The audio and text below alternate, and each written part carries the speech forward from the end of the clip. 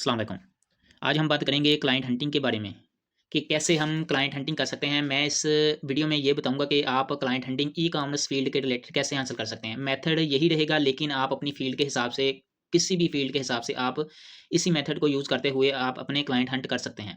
तो उसके लिए आपने सिंपल से, मैं एक छोटा सा मेथड आपको बताता हूँ। आपने जाना है मेटा एड लाइब्रेरी, तो आपने गूगल पर जाना है और वहाँ पर आपने मेटा एड लाइब्रेरी सर्च करना है। तो आपके सामने एक पेज ओपन हो जाएगा। आपको अगर ये नहीं पता कि कैसे मेटा एड लाइब्रेरी यूज़ करनी है, तो मैंने ऑलरेडी वीडियो अपलोड की हुई है, आप उसको देखकर मेटा एड लाइब्रेरी को कैसे वर्क करती है वो चेक कर सकते हैं।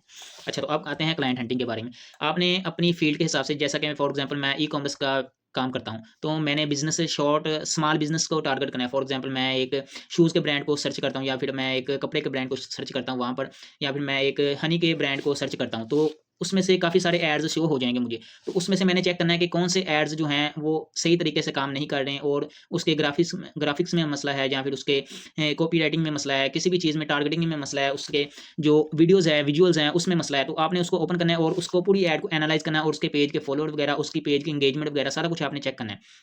फॉर एग्ज़ाम्पल आपको ये क्लाइंट आपको मिल गया। इसी तरह आपने 1 वीक में तकरीबन 20 से 25 से 50 तक आपने ना इसी तरह क्लाइंट हंट करके आपने एक्सेल शीट बना लेनी है। एक्सेल शीट बनाने के बाद आपने सारा डाटा, उनका फ़ोन नंबर वगैरह सारा कुछ आपने उसमें फिल कर देना है। तो उसके बाद आपने ना उनके कंपीटिटर को फाइंड करना शुरू कर देना है। जो फॉर एग्ज़ाम्पल हमने हनी का एक ब्रांड है, वो नया-नया स्टार्ट हुआ है, उसको हमने ढूँढ लिया, हमारा क्लाइंट है वो, फॉर एग्ज़ाम्पल।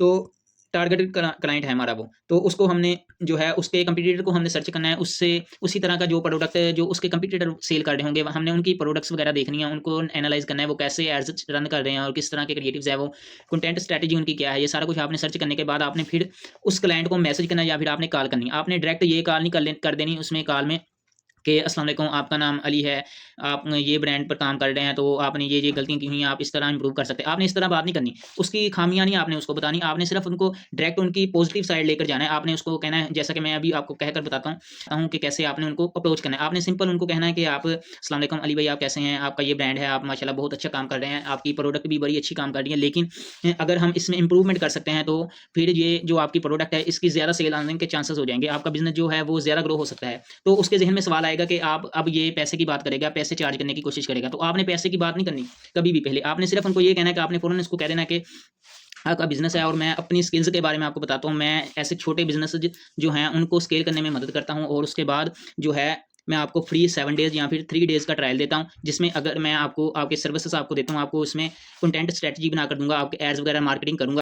उसके बाद आपने उनको कहना है कि अगर आपको 7 डेज़ में या फिर 3 डेज़ में आपको रिज़ल्ट्स अच्छे मिलते हैं, तो हम फर्दर कॉन्ट्रैक्ट कर लेंगे। अगर आपको रिज़ल्ट्स अच्छे नहीं मिलते, तो हम इधर ही स्टॉप कर देंगे। तो ये फिर आप पर डिपेंड करेगा कि आप कैसे उसको रिज़ल्ट्स ला देते हैं अपनी स्किल्स की महारत के ज़रिए। और उसके ज़हन में भी आएगा, अगर मैं इसको काम करने के लिए कहता हूँ तो, या कहती हूँ, तो ये मुझे रिज़ल्ट्स अगर ना भी दे तो मेरा कोई लॉस नहीं है। तो इस तरह वो उसके चांसेस ज़्यादा होंगे आपके साथ काम करने के। और इसके अलावा आपने जब डेली बेसिस पर 10 क्लाइंट्स को अप्रोच करेंगे, तो उनमें से कुछ कहेंगे कि हमने ऑलरेडी मार्केटेड रखा हुआ है, या फिर हमारी टीम काम कर रही है, या फिर वो ये कहेंगे हमने नहीं काम करवाना, तो कुछ भी हो सकता है। लेकिन आप डेली अगर 10 से 15 लोगों को अप्रोच करेंगे, तो छोटे बिज़नेस को अप्रोच करेंगे, तो वो डेफ़िनेटली उनमें से कुछ ना कुछ आपको क्लाइंट मिल ही जाएँगे। और आपने जब कंपटीटर को देखना है, तो आपने बड़े ब्रांड्स को नहीं देखना, आपने उन जैसे ही छोटे ब्रांड्स को देखना है जो स्केल कर रहे हैं, लेकिन वो अच्छा काम कर रहे हैं, उनको अच्छे रिज़ल्ट्स मिल रहे हैं।